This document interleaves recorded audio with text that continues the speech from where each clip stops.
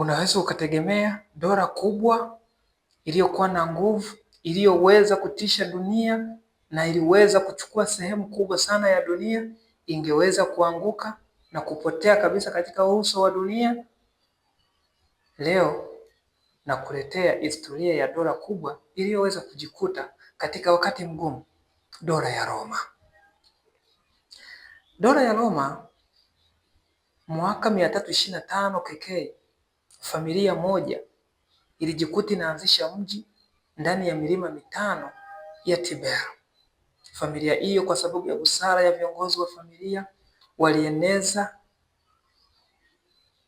siasa, maneno mazuri na kuishi vizuri na jamii.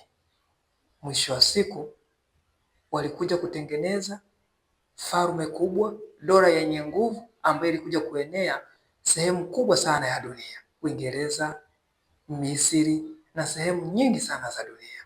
Mwisho wa siku nakuja kuwa dola kubwa sana ambayo iliogopeka na kutisha ndani ya dunia hii. Lakini kama wanavyosema, kila kitu kina misingi, kila kitu kina mifumo, na yule aliyeanzisha mifumo anapokaa pembeni, basi huwa kuna tatizo huwa linajitokeza endapo atashinda kufuata misingi iliyo sahihi. Kipindi chote cha dola ya Roma ilifanya vizuri, ilikuwa na jeshi imara, ilijenga miji mikubwa, mabarabara mazuri, uchumi wa kufurahisha kabisa wa enzi zile. Kama unavyofahamu, watawala walianza kujisahau walioenda kushika madaraka, wakaanza kupendelea badala ya wananchi, wakaanza kupendelea vikundi tofauti tofauti vya kijeshi.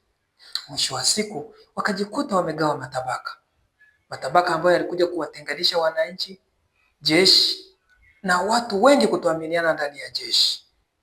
Usaliti ukatokea ndani ya ile jeshi, ndani ya wananchi. Basi hiyo ilikuwa njia mojawapo rahisi sana ambayo iliwafanya maadui zake kuweza kupenya kirahisi na kuweza kuipiga dola ya Roma. Miaka ilienda, dola ya Roma iliendelea kupoteza mvuto, maadui waliweza kuivamia na wananchi wengi kukimbia sehemu tofauti tofauti. Basi huo ndio ukawa ndio mwisho wa dola ya Roma. Sasa hiyo inatufundisha kwamba ingewezekanaje dola kubwa kama ile ingeweza kuangushwa na ikapotezwa kabisa katika uso wa dunia. Mpaka sasa tujifunze, kitu chochote kile kinawezekana, kinaweza kuharibiwa na kinaweza kutengenezwa.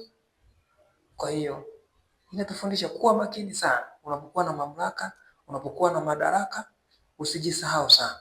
Ukijisahau kama umefika, tatizo kubwa sana.